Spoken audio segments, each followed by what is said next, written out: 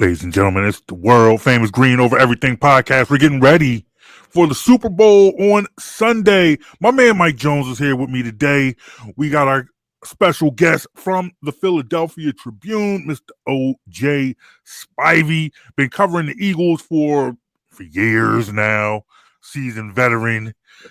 Mr. Spivey, we got a Super Bowl to talk about this Sunday, man. How you feeling?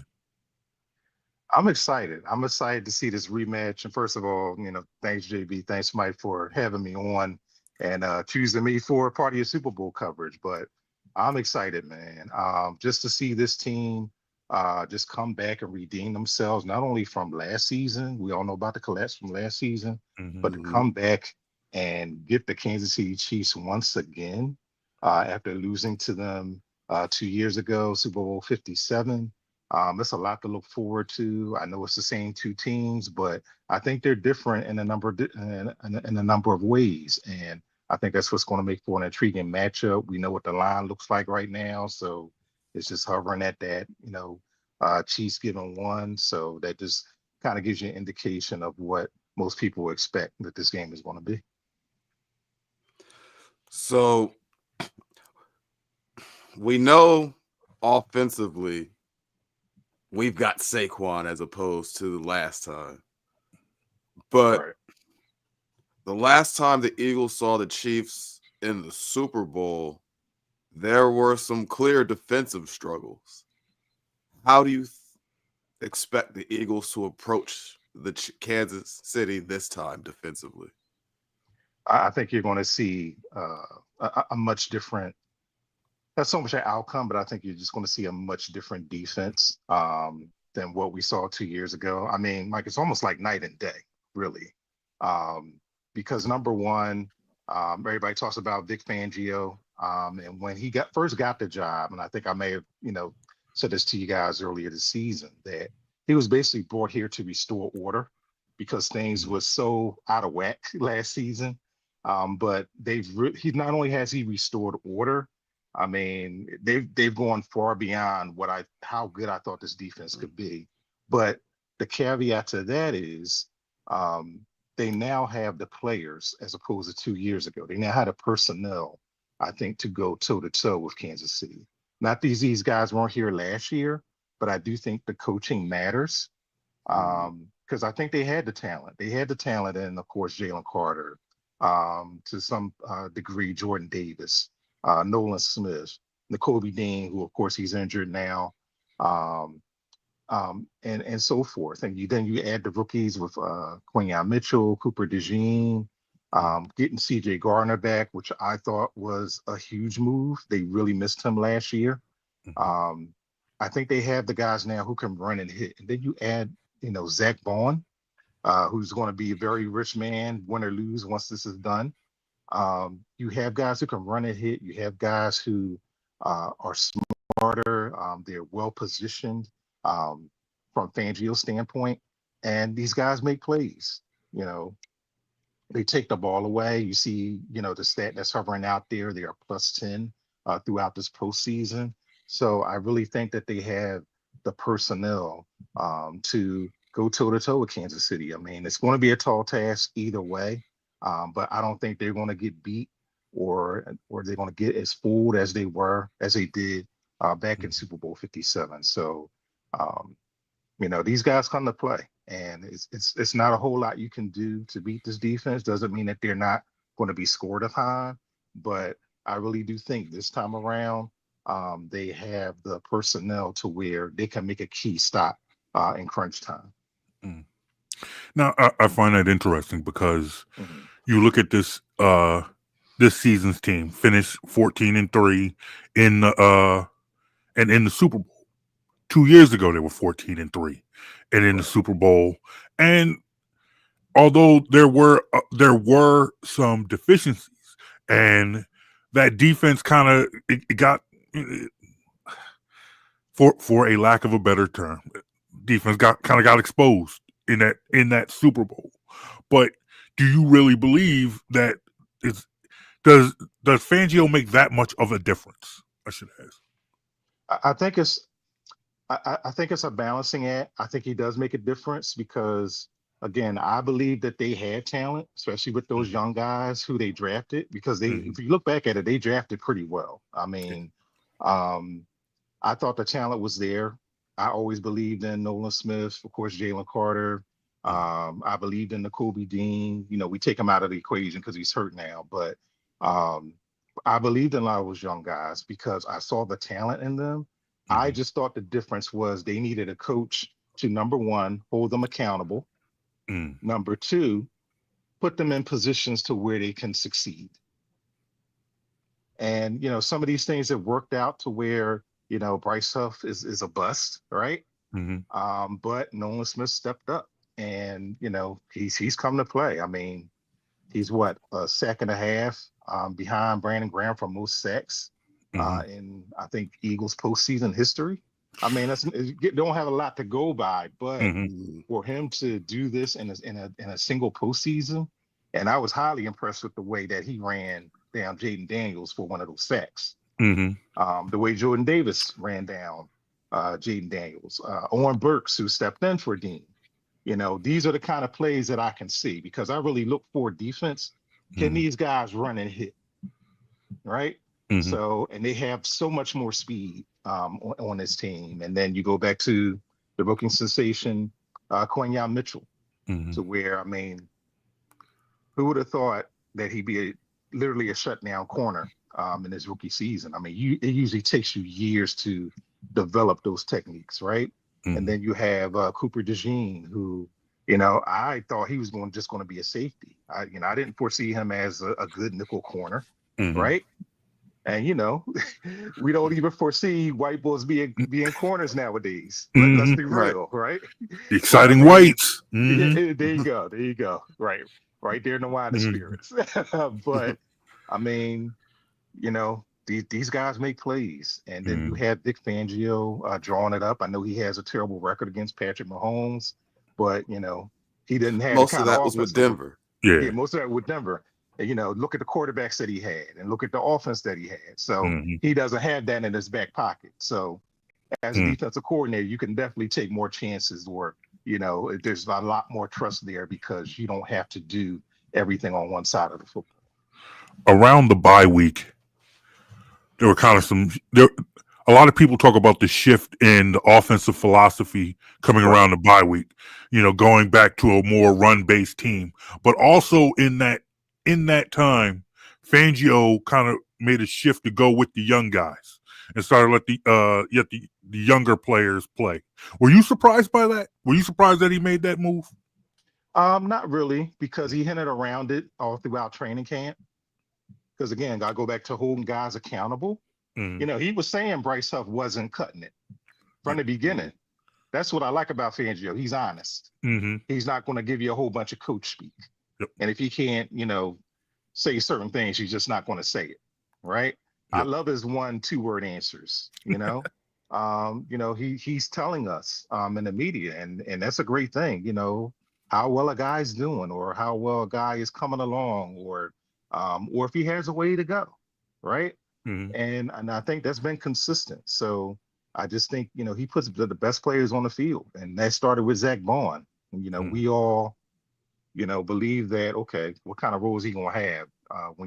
I remember the signing around, was it last winter? To say, okay, maybe special teams guy, maybe somebody that you can plug in as far as injuries concerned. And, they brought in Devin White from Tampa Bay. And Mhm. people were really flabbergasted that, why isn't this guy starting uh, over Bond or even Dean? So, I mean, that's a testament to Vic Fangio because he understands talent. He understands what he can do with these guys, and yeah, it's all come to fruition. It's no mistake that they were the number one defense. And unlike 2 years ago, we were all caught up on, the 70 sacks, I believe. Mhm. So this team can beat you defensively a number of ways. So let's see. We got Brandon Graham Mhm. reportedly making an effort to return for this game. How realistic is that possibility? I think it's pretty real because the fact that they opened up the 2-week practice window, which that pretty much gives you an indication that he's probably going to be activated. I think there's something that the Eagles are going to have in their back pocket. So I'm kind of torn between this, because if we do see a lot of Brandon Graham, that means that they're probably not getting a lot of pass rush, or they're not getting the production that they want. So that's number one. But then again, the way they like to rotate out their defensive ends, their defensive line, you like to keep everybody fresh. I wouldn't be surprised if he got some snaps, but when they do that, and I was told by another writer who kind of covers it a little more closely than I do, if you're going to see Brandon Graham, it's going to be about 10, 15 snaps. It's not going to be, a handful. It's going to be a number of snaps, because that's what their rotation does, right? And I don't see them going away from it. But if they're going to beat KC, they're going to have to get a pass rush from their regular front four. That means Josh Sweat is a free agent after this year. It's been announced that he changed agents. I don't know why. That should have been news, 6 days before the Super Bowl. But you got Sweat, you got Nolan Smith, and of course you got Carter, Davis. You throw in Milton Williams, Ajomu. Those are talented guys. So they've been pretty much getting what they need these past few weeks when Brandon Graham has been out. But I think it's just something that they're going to have in their back pocket. It's just an added bonus, it adds a little more depth. I mean, they were able to, younger players were able to step in and make the most of the playing time. I think, guys like Hunt and Bryce Huff, has had bright spots. I don't think he's been a complete bust. It wasn't what we expected, but still. Him for, for what they signed him for. Yes, but he does. I will say, JB, he does give them quality snaps every now and then, just because of the rotation. But because of what they brought him in for, he was basically a replacement for Hassan Reddick. Yeah, he has not lived up to that. Yeah, they signed him to be. They signed him to be an every down player. He has not been that. He has not been that. Right. So in that aspect, yes, he's been a disappointment. But I don't think I guess I wouldn't call him awful. He ain't earning that money though. I think disappointment is a fair word. It's a good word. Y'all harsher than me. I don't know. Maybe I've gotten soft in my old age. I don't know. $17 million a year. It ain't my money, But that number comes with an expectation of production that he hasn't reached. That is true. No, at least double-digit sacks, right? You would think. Yeah, exactly. 10. No. I'm not asking you to be, they weren't asking to be Mark Gastineau or Michael Strahan, right? Right. Just get the 10, 11 sacks and call it a good season. They haven't needed it because, you look back, they've drafted so well. So yeah, that is true. No, that is true. That is true. OJ, you touched on a little bit earlier how last season ended. We know how it ended. That was a disappointment. We could call it that. At the very least, was a disappointment. Was there a point this season in which you truly realized that this is different? And if so, when? That's a great question, JB. I just think as they got on their roll, close to winning, 10 in a row. So when it got to be, 8 in a row, 9 in a row, I thought, it was a little shaky after that bye, I will say, right? And especially losing to Atlanta for me, I was like, okay, what is this team going to be? But as they got on a roll, and then people just kept questioning, okay, how long is this sustainable? The way they play offense, the run game behind Saquon Barkley, which looking back at it, it made the most sense. What did you sign him for, right? Did we anticipate that he was going to run for 2,000 yards? No, but it wasn't out of the realm of possibility that he was going to get 1,500, right? Behind this offensive line. But I just think as they were going through that streak, I was like, okay, these guys can make some noise, because I was seeing how not only offensively, because I pretty much knew what they could do. but it was just the defense that was impressing me the most, as we just talked about. And I'm like, wow, this is far beyond restoring order to me, because these guys can really play. And they had, most of us anticipated that, okay, they were going to have to go to Detroit come the NFC Championship game. But I still thought that their defense would be able to travel and go toe to toe with someone like Detroit. I wasn't necessarily overly confident that they could go up there and actually win the game. But, Detroit didn't scare me because I saw their flaws, like their glaring flaws. And as people were begging for Jalen Hurts early in the season not to turn the ball over, Jared Goff became the opposite. So I wasn't worried about them. And then once, they got to the playoffs and, okay, they got to win 3 games. That might be tough. But after I won't say after the Rams game, going into the Rams game and then thinking that they could play at home, I was like, man, I said, they got an excellent path to get to the Super Bowl. So when we talked to you earlier this year, we had a conversation about the quarterback, and one of the terms we settled on was on time and on target when talking about quarterback play, more so. So this has been an interesting season for Hurts. There's been a lot of games where the numbers, for whatever reasons, were pretty pedestrian. A big reason being the effectiveness of the running game, but there are times where he seemed like he was a little. I don't want to say it like he wasn't reading the defense. I think the experience of last season and then the first 4 weeks of this year made him a little turnover adverse, where he became a little gun shy and hesitant to let it go in some of those one-on-one situations. But since the Steelers game, it seems like he's gotten a lot more comfortable with this Kellen Moore offense. What do you expect from Hurts in this Super Bowl? I think you can expect something similar to what we saw this past week against Washington. But we want to be careful about that too, because he gave that performance and even more the Super Bowl 2 years ago, and they lost. But again, like you said, the caveat is Saquon Barkley. He's the X factor. So that's going to change a lot what you do with the offense. And I think you made a good point too. I think part of it was getting comfortable with Kellen Moore's offense. And, there was still some speculation of, how much was Nick Sirianni involved in the offensive game plan. I mean, he kind of said that he was going to step back and everything, but some of the things that I saw early on in the season, this is okay. This still looks a lot like last year's offense for the most part. But I think it's a little bit of him being comfortable with it. And,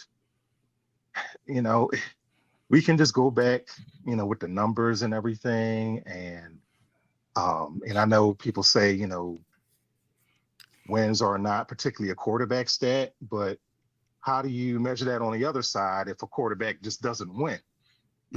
Is that a quarterback stat? Because if you don't win in the NFL, you're not going to be around very long. But one thing that I think you can't measure about Jalen Hurts is something that Saquon Barkley has said on a number of occasions. I mean, a lot of his teammates have said this too, but I think people kind of respect Saquon Barkley more than anybody else. And of course, he was new here too. He said 1 week, and it might have been before or after the Steelers game. He said, Jalen just has that it factor. And this is Saquon's word. He said, I can't explain it. But, he just talked about, unquote, he's talked about how he has command of the offense, how he just has this undaunting will to win. And everybody believes it. I talked to as many players as possible to try to get a gauge on how they feel about Jalen and saying, okay, is this like a facade, or, you're just saying it because as your quarterback, you don't put him out to dry. I mean, I think it's really genuine. And I think also what he's shown during this postseason is, how he commands the offense. I mean, you look at those tremendous runs that Saquon Barkley has had. throughout the postseason, those were checks at the line, all by Jalen, not Nick, not Kellen Moore, not Nussmeier, the quarterback coach. That was all Jalen. The audible to go deep to AJ Brown or Devontae Smith, that's all Jalen at the line. That's what they've been telling me, right? So I got to go by that unless I'm told otherwise. So, as we look at the numbers and all, and I look at this too.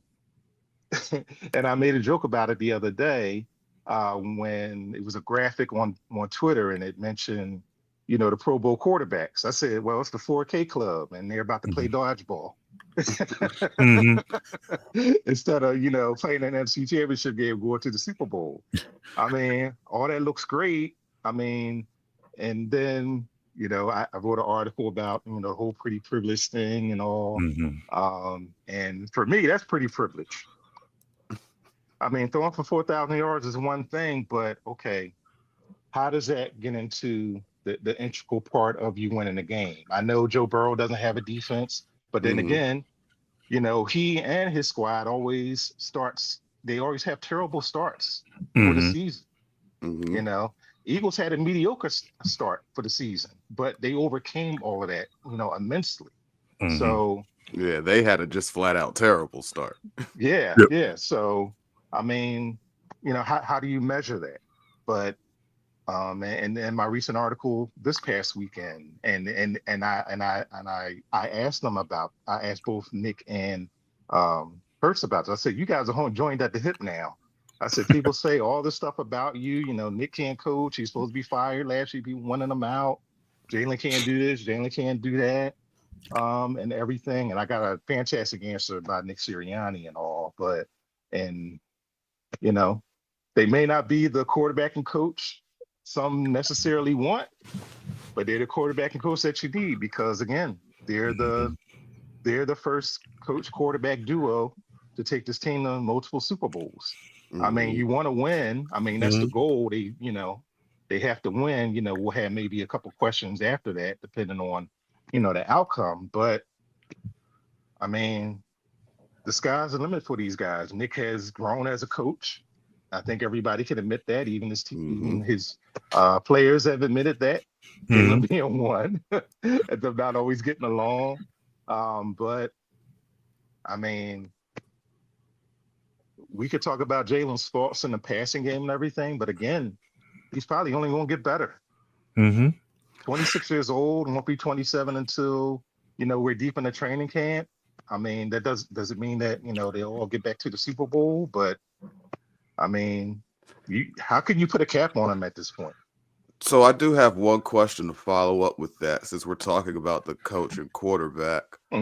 What do you make of the straitjacket comment? Yeah, I was trying to decipher that. I mean, both of them after this past week, they were trying to say that it was a joke and all. Okay. But I think, it might have been a little bit of let it loose. And I think it might have been probably because of what Washington presents to them. Because Washington, just face it, Washington doesn't have a very good defense. I knew that, right? I knew they weren't going to have an answer for Saquon Barkley. I didn't know how soft they were in the passing game either, right? So, my thought was, okay, maybe they let them loose and maybe they saw some things on film. Going back to that game specifically, after that first play, I said, there's no way that Washington's going to beat them defensively. It would have to be all Jaden Daniels because that's, if they're doing that in the first couple of series, it's going to be all cheaper. But I think that a lot more had to do more so with the opponent. We'll see how it does with Kansas City because I think he can throw against them too. But we'll see. Real quick, we had the fellas on last week, and we were talking about that very first play from scrimmage from Saquon Barkley, and the consensus amongst the group was as soon as he hits that 70-yard run, pretty much it was a done deal. The game was over. Yeah. You were in the press box with a whole bunch of professionals who are paid for their football opinion. What was the consensus up there? where people say the exact same thing? Well, first thing, let me just take you guys back. Of course, there's no cheering in the press box, right? Of Right. course. So Yep. can't be fans, got to be objective. Everything, all that's impossible, right? Uh-huh. So I'm just tell you that it's impossible to be totally objective. It's just not. It's just not human nature, right? We can try, we can mask it, whatever. I knew before when he spun and broke that tackle, and Mhm. I looked back at it maybe 100 times. Jeremy Chin, the safety, he missed him twice during that spin. That's how spectacular it was. And even before he got in the open field, like going back to not cheering in the press box, I shot it out. He's gone. Mm-hmm. As soon as that spin, I said he's gone, and I probably half the people in that place probably heard me. Mm-hmm. And we just couldn't. We were just flabbergasted that they scored that quickly on the first play. And it was just, the best we could do was oohs and ahs, but that was probably the loudest oohs and ahs that we probably ever heard amongst each other. Nah, I hear you. I understand. I understand. Oh, getting back real quick, if we can go circle back to Jalen Hurts. Mhm. Talked about just what he has gone through, what he has played through. Would you call that growth? Would you say that he has grown as a QB from last year, and as well as how he started this season? Yeah, I think he's grown as a QB. I also think he's grown as, he was always a leader.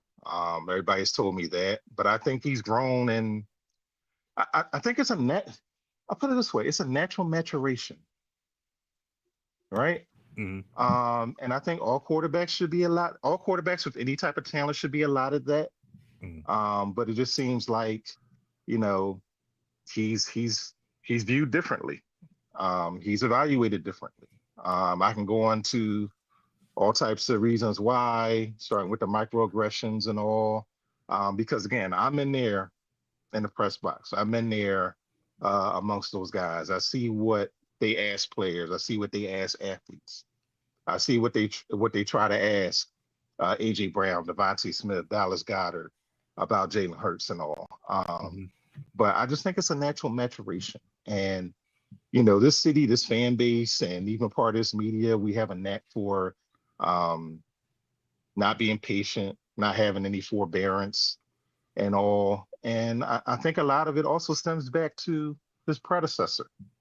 I mean, let's be real. Carson Wentz was supposed to be this franchise's quarterback for 10, 12, 15 years, right? Mhm. And then when they went on and drafted Jalen Hurts in the second round in the 2020 draft, everybody was pointing to, okay, let's get Carson Wentz some weapons. But I understood why they drafted him. I knew they didn't envision him being a starter or being a starter as quickly. But once he walked into NovaCare complex, he changed the trajectory of this franchise. And there's a reason why Carson Wentz won it out.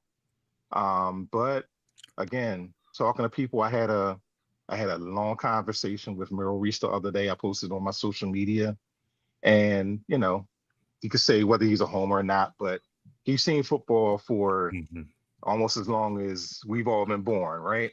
And I asked him, and I said, what did you, because he came to me back in 2021. We were at training camp. Not necessarily he came to me, but we just happened to be standing in the same spot in training camp. And he just kind of whispered to me and a couple other people. He said, watch out for Jalen Hurts. He said, I think he's going to be a great young quarterback. Talk about his leadership, talk about he can win. And when I saw Merrill Reese in the locker room the other day, I wanted to follow up on that. And I asked him, I said, what did you see in Jalen Hurts before everybody else came around, or maybe even those who still haven't come around? Right? Did he remember that conversation when you went up to him and you asked him this? Sort of, because he talks to everybody, right? So, but I kind of reminded him of it, and he was like, sure. And he just talked about it, and he went back to his command, his leadership, and that permeates throughout the team, not only offensively but defensively. And he also said too, like, okay, he said even if he has a game where he's up or down, he said that never changed his opinion or never changed his position because he knew he would be able to overcome it, whether it be yards, whether it be turnovers, all those type of things. So I mean, here we are. I mean, again, on a personal level, as a fan, as a native Philadelphian, I want to see this team win. I want to see them get to the Super Bowl because I think it would be the pinnacle for just everybody involved on a roster. I mean, that starts with Jalen too. I'll admit that. But I think this team has just come a long way, just as far as growth. You talk about Jalen's growth. I talk about Nick's growth. I think a lot of young guys have grown. I mean, again, I go back to guys like Nolan Smith. I go to unsung guys like Mekhi Becton. One of the biggest guys I've ever seen, right, in my life. I mean, he's all a 6'7", like what, 340, whatever. Talking to him and just saying, being a part of this team, being a part of this brotherhood, that offensive line, that's like almost being part of a fraternity and everything. Dude is just proud to be here. No matter what people think about AJ Brown, talking to him, on record, off record, he's happy to be in Philly. He loves playing for the fans. Even talking to guys like Isaiah Rodgers, Keely Ringo, they love being here. They love being a part of this team. So on a personal level, that's why I want to see them. All right, go ahead. No, go ahead. Okay. Well, it has been a tradition since the beginning of the season around the bye week. Jonesy and I did away with predictions. Yeah. We stopped. What were those records looking like, though? we stopped doing predictions around the bye week, and we're not sure how we got here, but we realized we weren't doing them, and then we just said, you know what, it's working, so we never went back to predictions. Oh my! So you're gonna leave it to me, huh? No. We stick with what works around here. This is not the time to switch it up. However, what we have asked guests was, what is your confidence level going into Sunday? How would you describe your confidence? Where's your confidence going into Sunday's game? I like this question. I'm pretty confident. But again, you're going against the Kansas City Chiefs. You're going against Patrick Mahomes. That is true. Right? Often said that in order to beat the Chiefs, you need a wooden stake and a mallet. And this game can't be close. It can't be close. Because if it is, that's going to leave leeway for Patrick Mahomes. He's done it time and time again. I can't stand it. But if it's close, don't leave it to, gosh. I go back, and this is probably not even relevant, but I go back to way back studying Joe Louis, right? He was advised by his trainers and everything to knock his opponents out versus risking a judge's decision. And then you throwing like the racial tension, everything back then, What do they say, or what does any coach worth a damn say? Don't leave it in the refs' hands, right? Don't rely on the refs, don't worry about the refs, whatever sport, right? So I just think it comes down to that. And as I explained to Mike earlier, I think they have the personnel defensively to stop Kansas City, to make a key stop. And when you get into these games, that's really what all that matters. I believe they have the players, or they have enough players to where one of them can make a play when it needs be. And it doesn't even necessarily have to be a turnover, but just to make a play. Whether that's a sack, whether that's a pass defense, one of those things. I'm very confident in our offense. It's going to be a chess match between Kellen Moore, Jalen Hurts, and Steve Spagnuolo as far as the blitz is concerned. But then you look at the numbers, Jalen against the blitz. No matter how much he throws or how little he throws, his numbers are out the wazoo of how he handles the blitz. And that was an issue last year. No matter who you want to blame, whether that was him, Brian Johnson, Nick himself, that was an issue last year. And that was one of the things that was coming into this season. Okay, how can he handle the blitz? And he's been phenomenal all season long, whether he's thrown for 280 yards or whether he's thrown for $135, right? So I don't have any issues. I don't think Casey will have enough to stop the offense, and particularly Saquon Barkley. But the Eagles have to win this defensively, as it came into play 2 years ago. Eagles had a 10-point lead coming out of halftime in the Super Bowl 2 years ago. You need more than that to feel comfortable? Well, that's the thing, too. I saw a stat today that all three of Kansas City's Super Bowls, in this Andy Reid, Patrick Mahomes era, they've trailed at halftime in every single game. That scares the bleep out of me. It's always like, okay, you want the Eagles to be behind come halftime, but how does that look, too? Everybody probably panic if they're behind, at the half, right? But again, that just goes to show you. I think JB, that puts more emphasis on the offense. They got to keep their foot on the gas, and I think that was part of the issue why they lost Super Bowl 57 too. They didn't keep their foot on the gas, and they didn't score a lot in that second half because Casey pretty much, Jalen had to come back to tie the score, but for I guess maybe 3.5 quarters, they were pretty much shut down. So they really got to keep their foot on the gas. Try to keep, sounds cliche, try to keep Mahomes off the field. But when you score like the Eagles do, that's going to be tough too. But they got to win this game on defense and keep their foot on the gas offensively.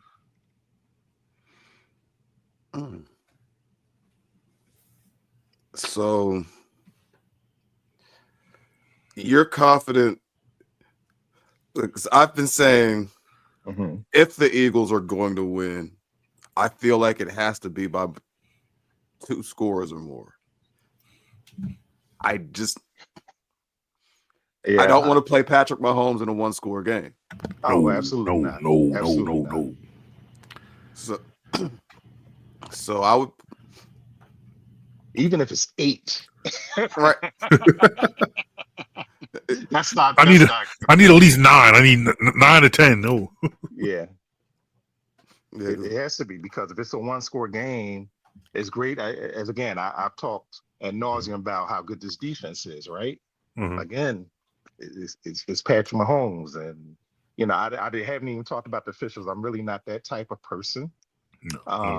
But it'll probably come into play, right? What are you going to do if Patrick? It's a 3rd and 8, and you think you have containment, and then Patrick Mahomes. I mean, he was on one leg 2 years ago. He has both legs this year. How is he going to scramble and get a key first down? And you're down 1 score. They're down 1 score.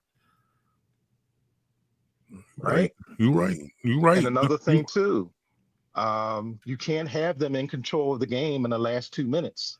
No, because you knew damn well that there was no way in hell that they were going to let Jalen Hurts have that ball again back in Super Bowl 57. So it's almost like some nightmare scenarios are coming back, to our minds. So it's almost like PTSD. Oh boy. So it's like, first of all, you said your confidence level is high. Now you're starting. It sounds like you're coming back down to earth. I'm a journalist. I got to keep a little balance. You play both sides. No, I understand. I try not to. I'm confident that they can get them this time because, again, I think, you can go to chess match with the coaches and everything, but I think it's going to boil down to the players on the field. But I really do think that the Eagles can pull this off this time. Awesome. All right, OJ, you're still in town, right? You're still in Philly. Yeah, with I'll us. be in Philly all week. So yeah. All right. Well, I know that's going to change at some point. At some point, we're going to be we're going to have you on before the Super Bowl. You're going to read it right there on Radio Row, somewhere, wherever. Maybe Wherever this the. backdrop will change, but I'll keep it open. All right. What do you think it's going to take?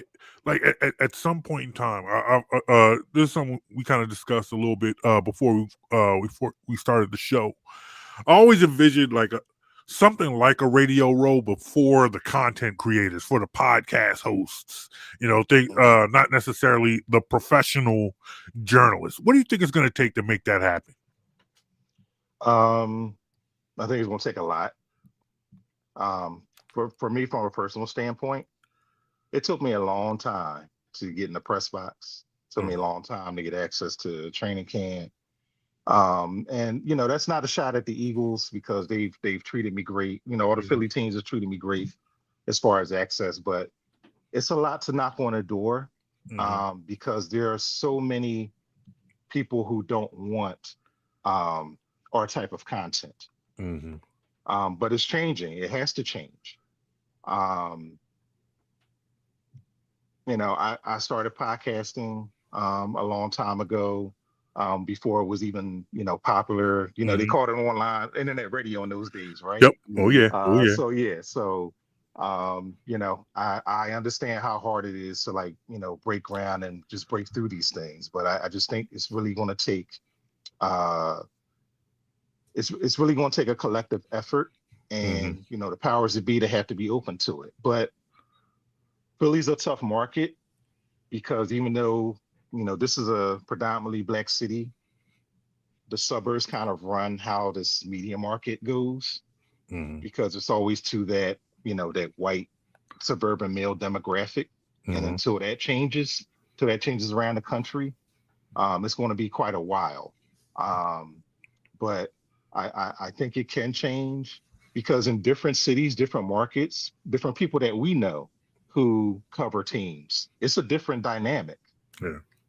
How a press box looks in Baltimore is going to look different in Philadelphia. Because I think also those teams and the environments of those markets are more open to people who look like us. I mean, it could be just that, okay, maybe the state of Maryland is much more diverse than maybe Pennsylvania or something of that nature. But there has to be room for it, because I think also too, when you look at what's called new media, sometimes I have my criticism with new media, but I think as you have more former athletes, tell their own stories, that could possibly open the door. But then again, that takes, some jobs away from people like us. Yeah. So it's a catch-22 there. But I think new media is just something that's on the horizon, and these teams, these leagues have to adhere to it. Because you have podcasters, you have influencers, you have to decipher through those things too, which can make it complicated. But I think there'll come a day, but it's just I believe just some cities, some markets are slower to change than others. I hear you. All right, real quick, what you got going on this week, man? With work wise? Well, of course, I'm going to preview the game. Mm-hmm. And I'm a columnist now, so I get to spur my opinion a little bit. Whether people love it or hate it, but I hope people at least read it for whatever reason. And you can look back at my past column, as I mentioned.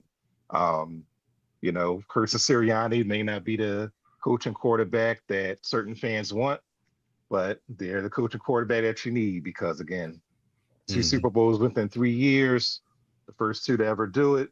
They're on the verge of possibly bringing it home once more. So I kind of go into that as far as, and one other thing I want to say about Nick Sirianni particularly, I feel that a lot of people don't like Sirianni because he kind of behaves like the people that don't like him, which I think is hilarious. I mean, we want our coach to look a certain way, but we as fans, we want to coach out the refs. We want to talk trash to different opponents and everything. We just don't want it in our coach. But he mirrors a lot of people that wanted him fired. And I also think that both he and Jalen Hurts, they embody everything that's about Philly. Mm-hmm. They're tough guys. They're resilient.